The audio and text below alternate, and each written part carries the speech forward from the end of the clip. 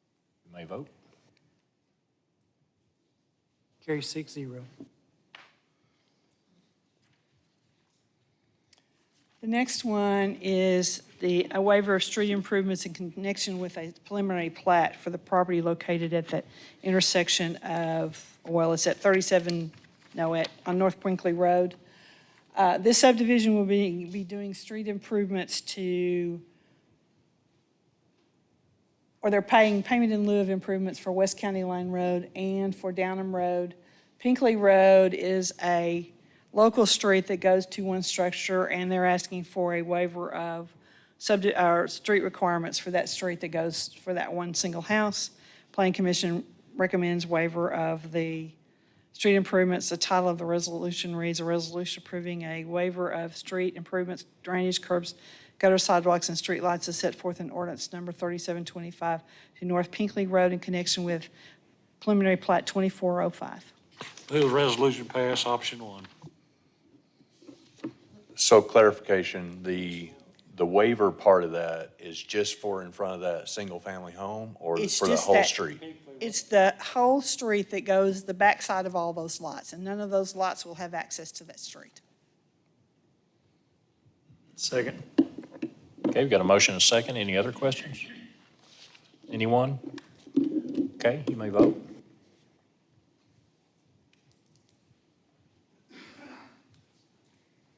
Carries 6-0. All right, thank you. And item 10, Finance Committee, and Amelia has not made it yet.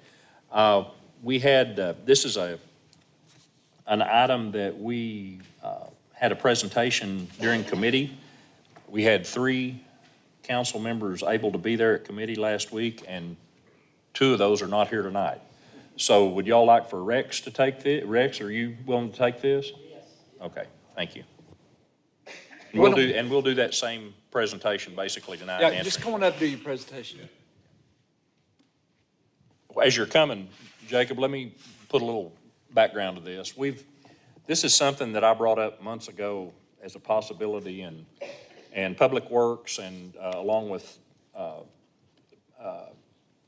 Parks Department have been putting together this proposal of this is a project, and Caleb will answer any questions and be able to give some better information on this, but the ability for us to grow our own plants, natives when we can, but even if they're not natives, and Caleb, you correct me if I'm wrong, even if they're plants that are not necessarily native here, if we can start them and get them ready to grow them until they're ready to put out, they're still going to have a much better survival rate because they will be acclimated to our area. Yes, sir, and I can make sure.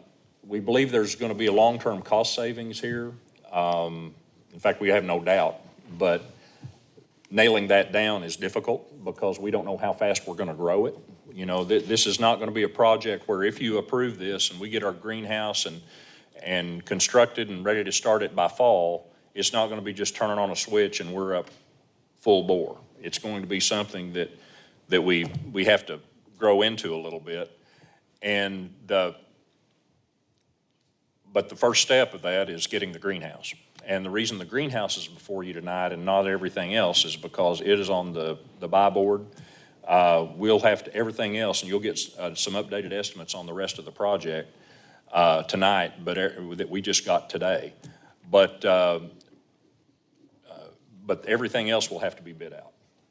Everything as far as the foundation, the utilities, built, actually everything else that will go around that greenhouse.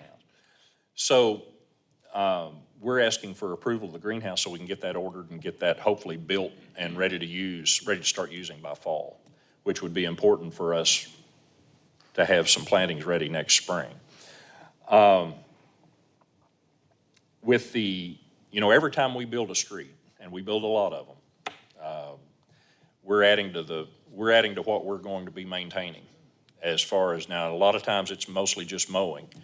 But I'll tell you, we've got roundabouts in Springdale that are the plainest roundabouts of anywhere in northwest Arkansas, and we need to step up our game. And this will enable us this will help us be able to afford to do this over time.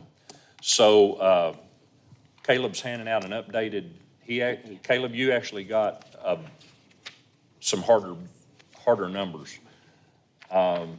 We wanted you to have this because this, you know, it is up a little from what we thought it was until today.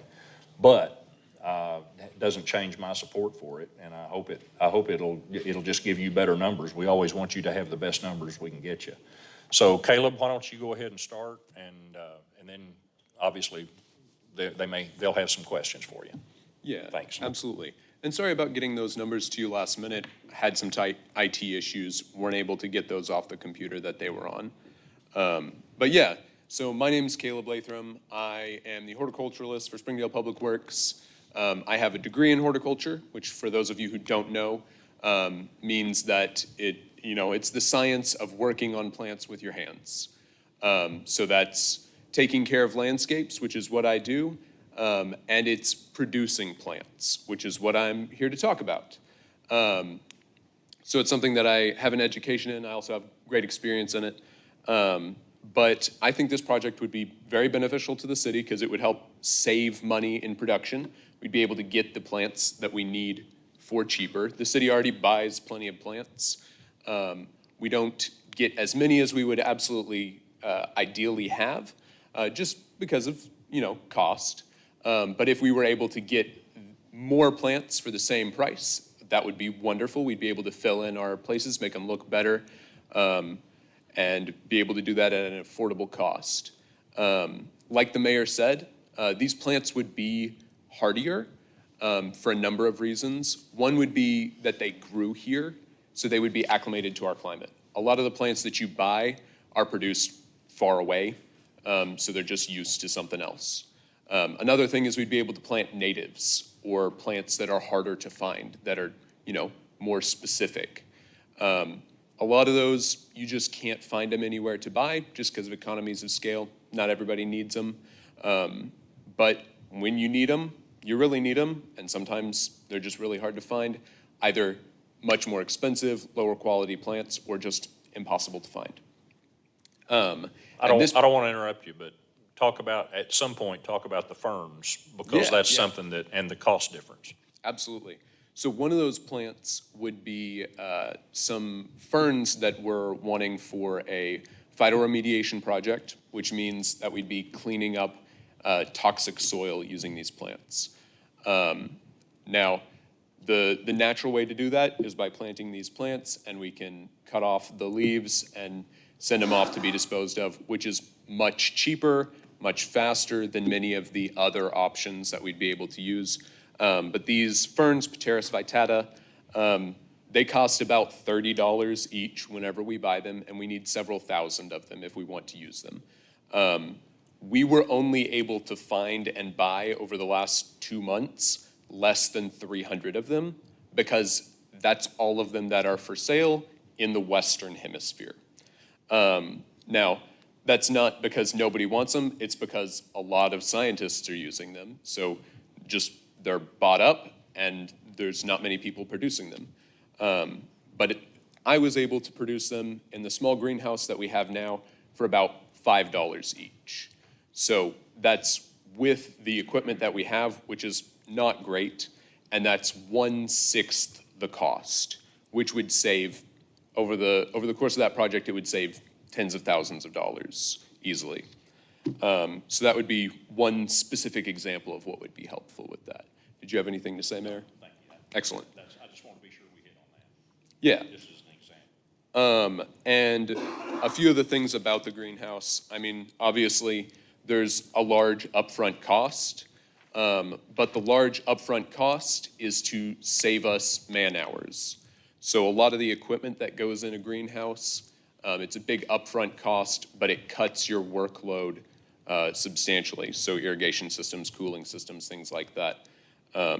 So if any of those line items look unreasonable, know that a lot of thought was put into them, and it saves many, many man hours, brings that down by orders of magnitude. And like I said, these numbers are more up to date I was able to go over them with someone from Buffalo Builders who volunteered some of their time to look over it with me, get things nailed down a little bit better, make sure that everything was on there for you. So this has different numbers on there, and any of them that would need to be bid out, we tried to put a high estimate on there. And in fairness too, I mean, the costs have gone up some, but we were also, we were holding out an option with the other figure of possibly a gravel base on the greenhouse. And this would be for a slab, which as I asked you last Monday, would be much preferable. Yes, yeah, there's several reasons why you would want a slab over a grapple foundation. Namely, you're able to control more factors. There's a lot of water in a greenhouse because you gotta water things, you're spraying chemicals, and a slab foundation lets us control where that water is and where those chemicals are, as opposed to a porous floor, which it'd be much more difficult to contain. And if there was a spill, it'd be much, much more difficult to clean up. But this definitely would, having a slab also helps keep us in good favor with the conservation easement that's there, because we're able to guarantee to them where anything would go. Does anybody have questions? Yeah, on your, I think I asked this question, but on your employees, there's not any full-time employees, right? Correct. So the amount of labor that would be required should be less than one employee. So we would be able to bring people in from other jobs, some of our part-time people, whenever things are slow. And we also anticipate having a large amount of volunteer time coming in. We have several organizations that have stepped up and said they're interested in that. I've also talked to dozens of individuals who said that they would enjoy doing that, something like that. Name a couple of those organizations, just so. Yeah, so there's the Master Naturalists and the Master Gardeners are two of the big ones. I also had some interest from schools. We've also had a number of the University of Arkansas students who are looking for volunteer opportunities reach out to us, and we just haven't had anywhere to put them. Just simply because of logistics. At Public Works, we don't have anywhere that they can safely work, but this would give them a great place to safely work. And I've had a couple dozen of those emails come in over the last year with people saying they want to volunteer, X number of hours over the next few months, and this would give us an excellent place to put them where we would be able to utilize that time and put it to good use. Another one of the big benefits of this project would be its educational value. I mentioned how the schools want to help volunteer. They also want to have somewhere to do field trips.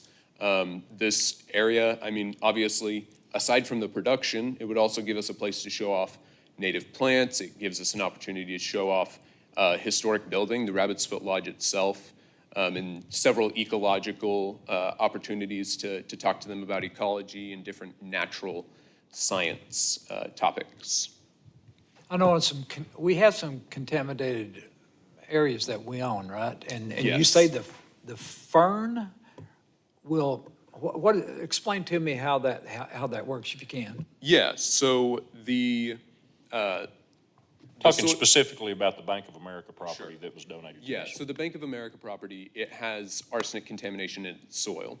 And these ferns, the reason why they're used so much in scientific research is because they accumulate arsenic in their fronds up to 20,000 times higher than what the soil has that they're growing in. So they pull up that arsenic preferentially to anything else in the soil, and it ends up in that fern, specifically in the fronds. So instead of being in the soil, it's in the fronds. So at the end of the year, when the plant's done with those fronds, we can go and cut them off, which is a normal part of any landscape maintenance. And then we would be able to collect those and send them off for proper disposal.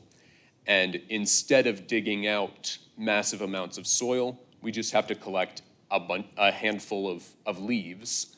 And then over the course of a few years, because it concentrates it at such an extreme level, we would be able to purify that soil hopefully to the point of not even being able to detect that arsenic. Whereas now, it's at a level that the EPA considers a mild hazard. But if we had it in there for a few years, they would consider it just ambient levels. So that's one thing that Fern can do. It basically substitutes phosphorus. If anybody's specifically interested, it substitutes its phosphorus for that arsenic. And so it's able to do that specifically with arsenic extra well. And it and a few other plants are good for other kinds of contamination in case we had other sites that we would be interested in using. Phytoaccumulation is something that's used in pretty much every heavy metal contaminated Superfund site. So it's something that a lot of interest and a lot of stock is put on throughout the nation. What are some other examples of your savings that you're talking about? I mean, are we talking about like half, are plants gonna cost half as much, or? Yeah, I mean, thereabouts. It should be between 40 and 50% of what we would buy it for. And so that would go for, that's averaged out over all the annuals and perennials and things like that. So we would be able to cut the cost of purchasing them in half if we have no volunteer labor. If we end up getting a good amount of volunteer labor, that ends up being the biggest year-by-year cost. So that number could go down significantly, and they could be much cheaper than that. But a few of the things that would include would be our hydrangeas, which we plant a lot of, panicle hydrangeas. They tend to cost about $32, $35, and we should be able to produce those for about $10. So that's one that we could save a lot on, and we buy hundreds of those each year. So I could go through a list of them, but you probably don't want me to just rattle off the names of a bunch of plants. But it is something that applies pretty much across the board. It applies to trees all the way down to a pansy. I don't know how you're gonna quantify this, and I'm not asking you to, that'd be unfair, but if you do have an idea as far as kill rate, you know, because things are not acclimated or because of where we're having to buy them now, do you see a significant benefit? I know, you know, you've talked about natives are better and Right. you know, they're hardier, less maintenance, maybe in some cases, less water. Yeah, yeah. I don't know that I could quantify to you what our current losses are. I just don't think that's something that anybody's been keeping track of. But I know that in several of our beds, we've lost more than half of the landscape in a given year for whatever reason. And often it is just because they're poorly adapted. The ones that have been in there for longer and are more established, they do much better. But the things that we immediately plant, we often get, 30, 40, sometimes even 50% loss. Okay, on the tree side, and I know that our arborist, Poppy, couldn't be here tonight because he's had his head full of tree stuff, right? Plenty of tree work. Yeah, lots of tree work. But there's also a tree side to this. Absolutely. You've got designated an area near the greenhouse where we can really have a kind of a tree farm. Absolutely. That would help us also. If y'all, when we get, a great example is Shaw Family Park. And we've replaced, do you remember how many, it was several hundred, thanks to the Shaw family who came and said, hey, we would like to help you replace those trees. And those trees hadn't been out there very long. They outlived their warranty, but that happens a lot. And then we're stuck with them. And because what happens is when we contract with a contractor for a job like that, or it could be a road project, they're not experts in trees either. Yeah. And I think where I would like to go with this is where when we require trees for a city job, whether it's in right of way or whether it's and any kind of landscaping could be the same. I'd like to be able to get to the point we could take that cost out of the project and us do it ourselves and have a much better project or product, because we have had to replace a lot of trees when they were part of a large project like Yeah. that. And I we had know- no control over how they were being planted. Poppy has talked about Shaw quite a bit to me because it was a great frustration for him as the person who's responsible for those trees. 70% of those trees either died or had to be replanted, as in they had to be pulled up, some care given to them and replanted, which is of course a huge labor cost. So I couldn't tell you all the reasons for that. He could give you several of the reasons, but a big part of it was that they just weren't acclimated to where they were being put. So just having those trees here, having them here, even if we bought them full grown because we needed them real soon, we could acclimate them for a couple of months and save that extra labor. 70% is a big deal in a large park that has hundreds and hundreds of trees. It ends up being hundreds of trees need to be worked on or replaced. So even if it's just for a few months, on a project like a park, we would have enough Enough heads lead up. time Yeah. that we could at least get some good out of getting them in the ground. Right. Out around the greenhouse. Because y'all have passed those projects that are being done, and you've seen scores and scores of trees with burlap wrapped around the root ball, setting out on a parking lot for sometimes months. And it's no wonder they don't make it. Right. I know Poppy anticipated being able to buy trees at about half the price and put in a very small amount of labor to each of them so that we could store them in a good environment where they would be able to get acclimated to our current environment. And they would grow in place and they would be more ready to grow as soon as they got put in the ground. So we would be able to get those trees at about half the cost to what we're currently doing for those large projects. Do we have the equipment to grow in place, take them up, and replant them? Yes, absolutely. So the way that we would do it, they wouldn't get rooted into the proper soils of where they were at. They would grow in a substrate that we would keep on top. Basically, it'd be a pile of potting soil, and the ground underneath them would be a packed ground, so their roots wouldn't go down in it. So those trees would be quite easy to move whenever we were ready to. So what's the significance of having a 60-foot by 60-foot greenhouse?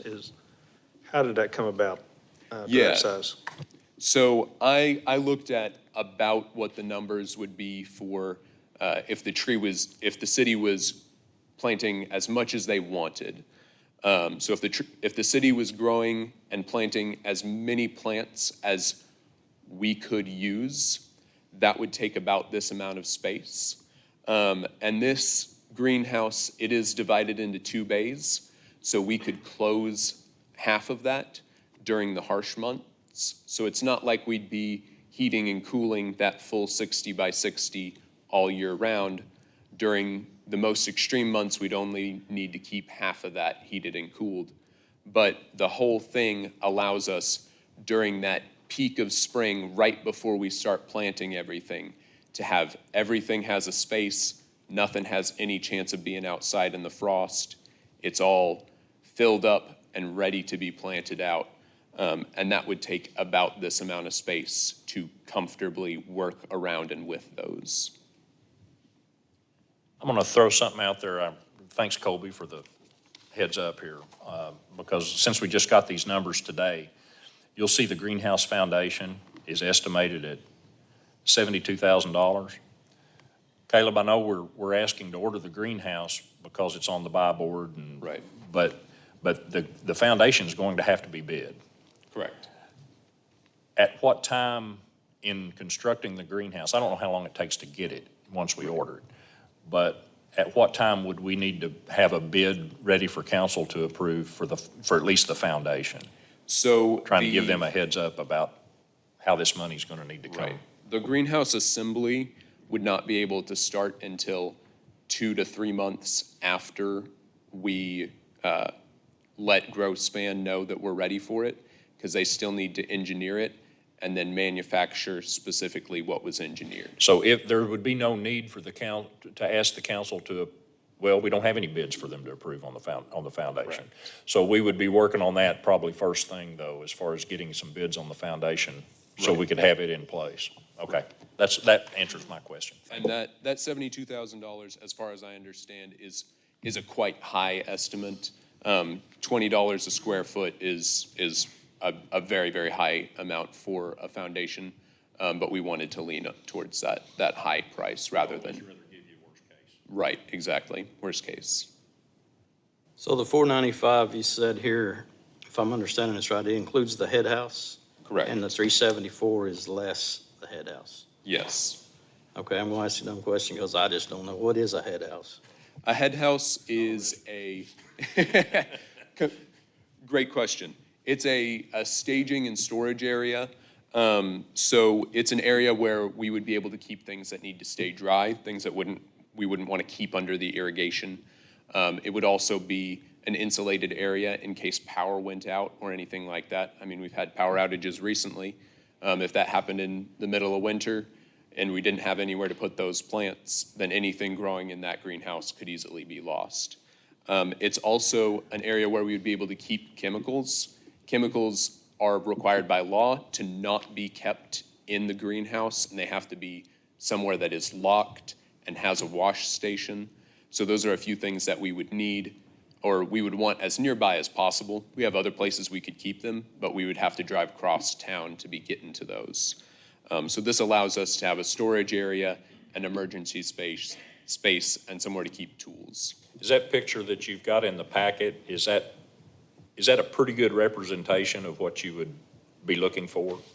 Yes. You've got a picture of what I think we're calling the head house. Yeah, that's one that we got a bid on specifically. I don't know if we have that bid in our lineup now, but that's one that looks exactly like what we were asking for, yes. And I also did share images. I don't know if you guys have them in front of you of exactly what the greenhouse would be like. Do you have those in front of you, Mayor? Yes, they're in Excellent. the packet.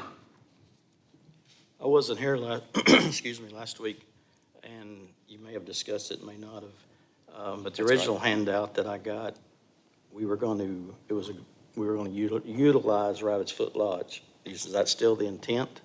And if so, is it ready to go, and how would you use it? Would we have to spend money there to get Rabbit's Foot Lodge ready for you? Yeah, so the Rabbit's Foot Lodge would be an excellent office space, an educational space, and things like that. I've tried to keep my hands off that planning just so that I can stay focused on this. But I know that the intent is for it to be used as an office and educational space. Yeah, Mike asked me that question last week, and I didn't think we would have to spend much just for a couple of offices in there. I don't think so. I want to be sure, though, while we're all here publicly, Chad, and you and I have not talked about this since Mike, so what are some must-haves that we would have to do to the inside? My hope was what little bit we had to do, we could do with our labor, or we could work it out of our budget. Yeah, we can, we could go in there and, patch it and make it where it's livable. The water hadn't been on in a while. The heat and air hadn't been on.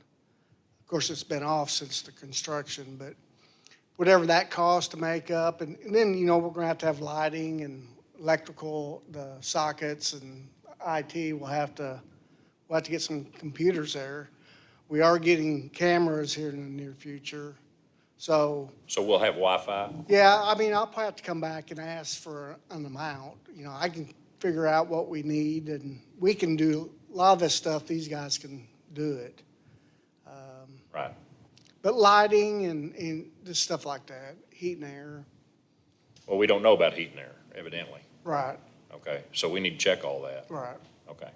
But as far as getting the greenhouse up and running, we would not need that to be ready in order to start running the greenhouse. It would help us to work closer. It'd save time traveling back and forth. would be one big thing. But in order to get things started in the fall, we wouldn't have to have that ready or anything. Yeah, the Rabbit Foot Lodge idea was more of just something that I saw as an extra added benefit. Absolutely. Because we need to have the air, heat and air running. We need to be using that building. We put a lot of money in the outsides to get the outsides right. And we need to, buildings deteriorate a whole lot faster when you're not using them. Right. And we need to have somebody in that office or in that building, and I thought that was gonna be a benefit.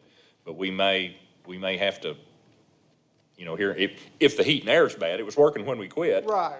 It works, it just hadn't been on since. Yeah, so we need to be We'll check using on that that. building. So I just saw that as an added benefit. Plus, once this is up and running, what the landscaping division could do to that area out there to make that the showplace it ought to be, where our residents can really come and enjoy the grounds. Right. And if I saw right, Mayor, I guess it was last year, 2023 was our largest expense for trees and plants of like 43,000 when I went back and looked and emailed Cody, I think. The prior years were 20 to 25, sometimes 30.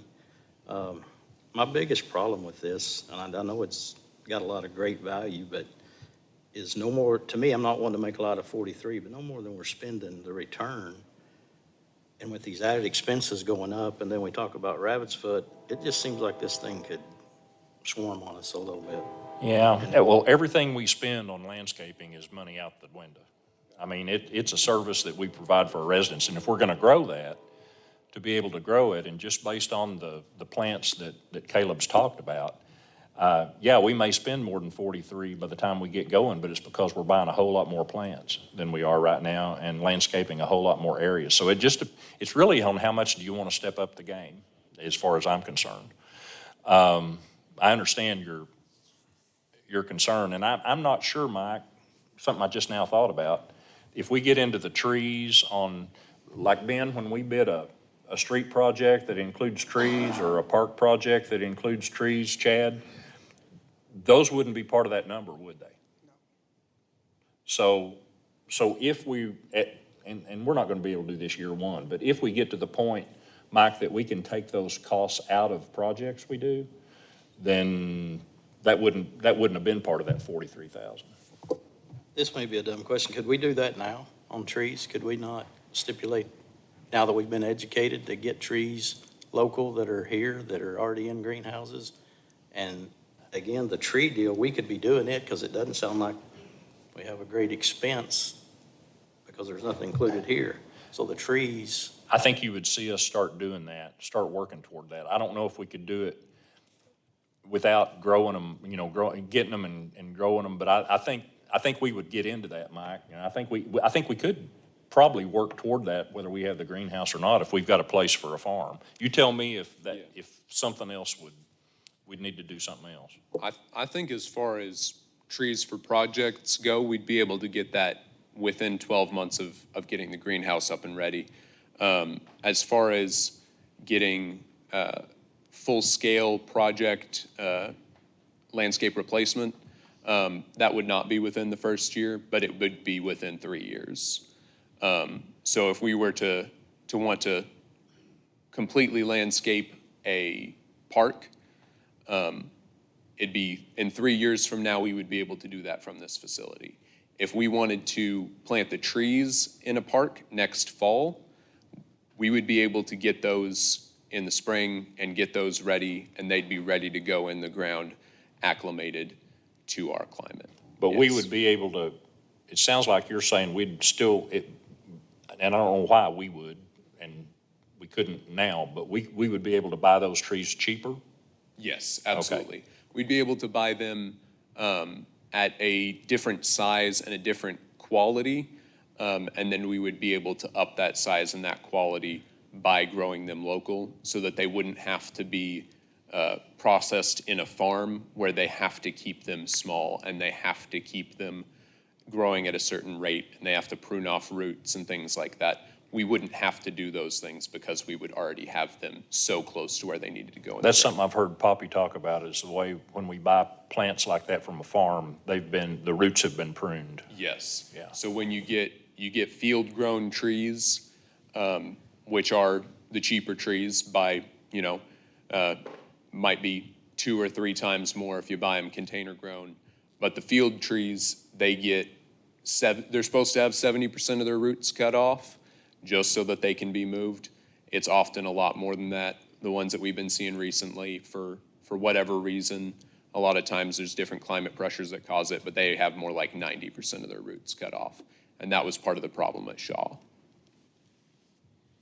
What I'm taking from our conversation is the quality is what we're, Absolutely. the increased quality, and I don't really see that we're gonna save a whole lot of money.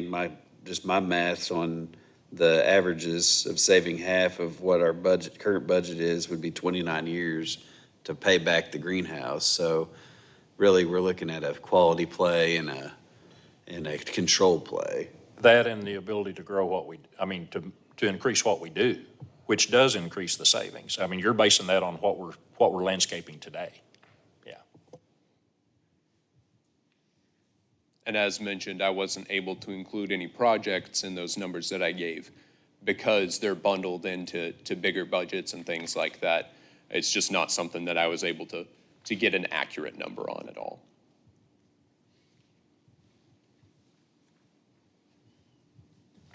So looking at your top line on the project costs, $225,000, do you know what a lifespan is on a structure like that and all the Yes. equipment? Their described lifespan, that growth span says is 30 years. So it's not, it's not going to be ready to fall apart in 30 years. It's just going to need significant repairs and maintenance in 30 years. Repair of panels or repair of watering systems or things like that? Well, repair and replacement of panels and irrigation systems and things like that, that's a little bit more frequent, but it's something that you do bit by bit as you go. It's part of regular maintenance for something like that, just because of the nature of a greenhouse. But the foundation and the trusses and the fans, cooling, heating, those things, it's 30 years. Is there a warranty that comes with this greenhouse? I don't know off the top of my head. So we're saying that sounds like that the way it is, it could last 30 years before significant changes need to be Right. made. I'd like to look to see if surely there's got to be a warranty with a structure like this that they're going to be providing. I'm pretty sure there is. I just couldn't tell you with confidence. I don't imagine it'd be on the Bible if it didn't, but I don't know what that warranty would be. Growspan is a well-known industry name. They do a lot of commercial, industrial greenhouses. You have a water supply out there, Mayor. I think we talked about that. As far as irrigation goes, there may be a way we could figure out something at the water supply out there. Yes, so there's city water that runs right there, but there's also the spring down at the bottom. That would be an excellent opportunity to look at tapping into that. And I know last time we had somebody talk about that being possibly an opportunity with schools, have engineering students come out and look at that and do some interesting projects. But that spring right there could entirely replace our water depending on what we're able to find out about it. But that could remove that utility need entirely. Hang on there, Caleb. Angie, not to put you on the spot, but Rex is the only one that got to hear your angle from Shiloh Museum. Why don't you go ahead and let them know about that too?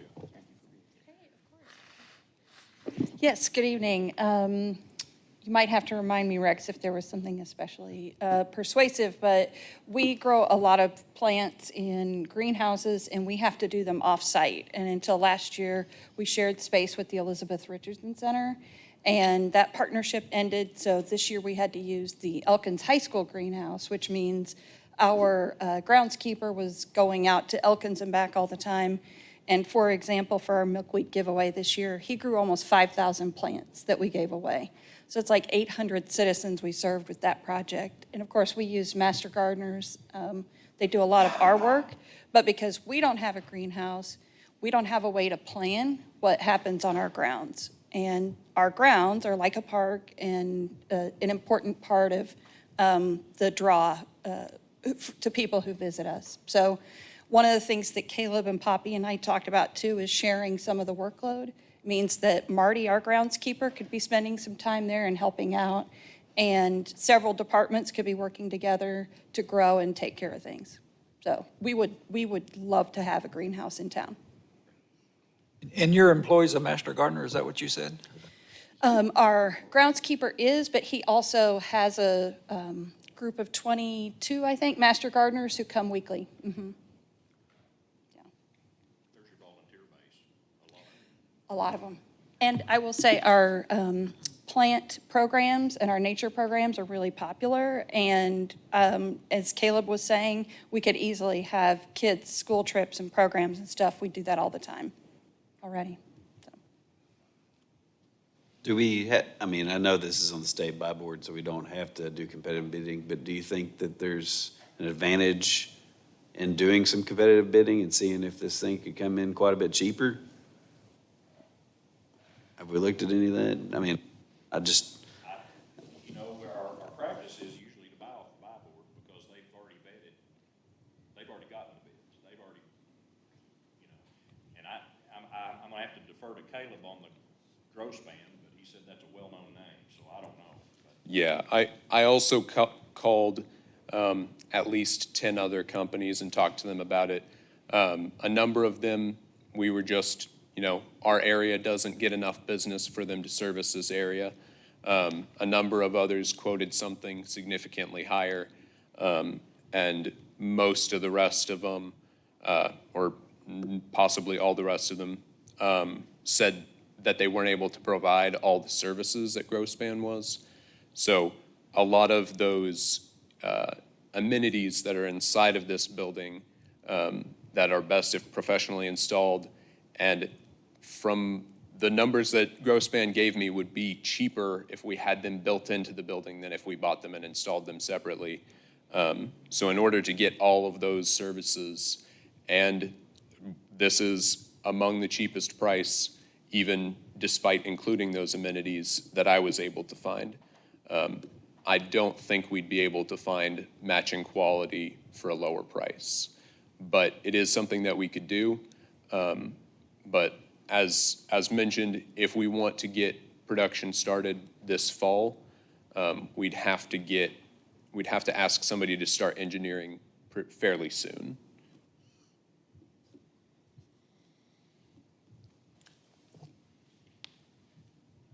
And Rex, the committee last week did not, they forwarded it without a recommendation because there were only 3 of you here.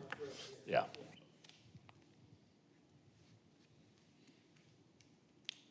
I move a resolution be adopted.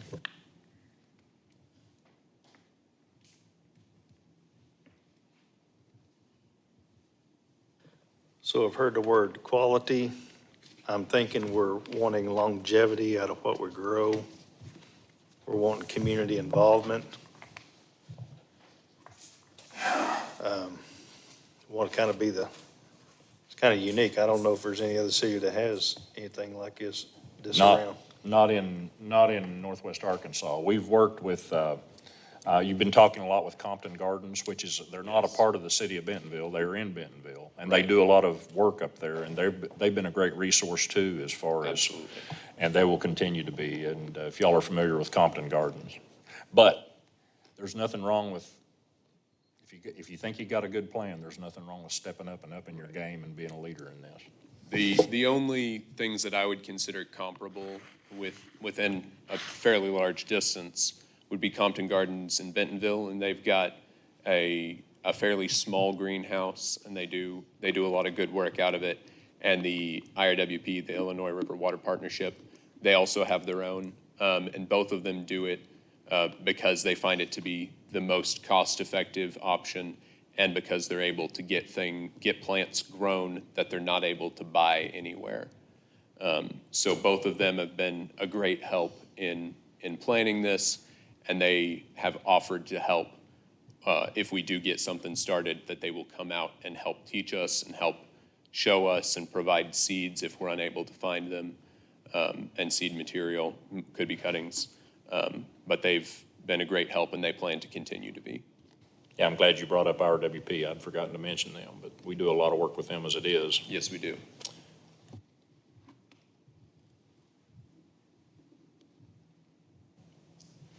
So the numbers we have before us, this is a pretty good estimate. I mean, this is not total. It's pretty good estimate. It's everything we know, except Right. if there's some improvements we need to make to the lodge when we're ready to office people there.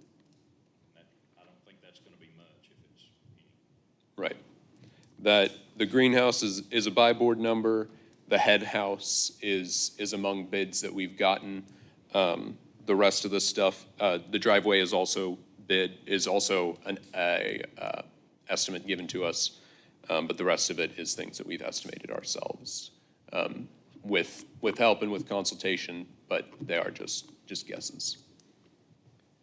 Do you think on your production, will you be able to double the amount of flowers that you currently plant? If we're talking about increasing what we're doing, what percentage more than what we buy yearly do you think you can produce out of that?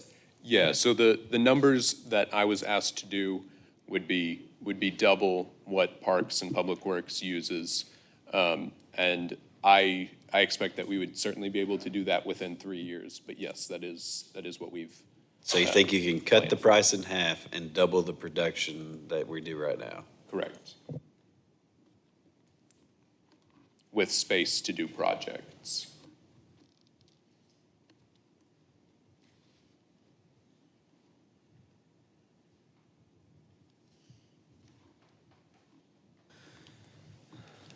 Well, we've got a motion. I'm gonna second it. Okay, we have a motion, a second. Other questions or comments? Anyone? Okay. You can vote.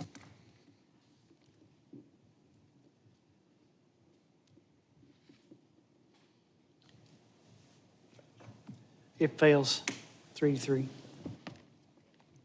You can expect me to bring this back Thank you for your time, when everyone. we've got a full council. Thank you all. Thank you, Caleb. Great job.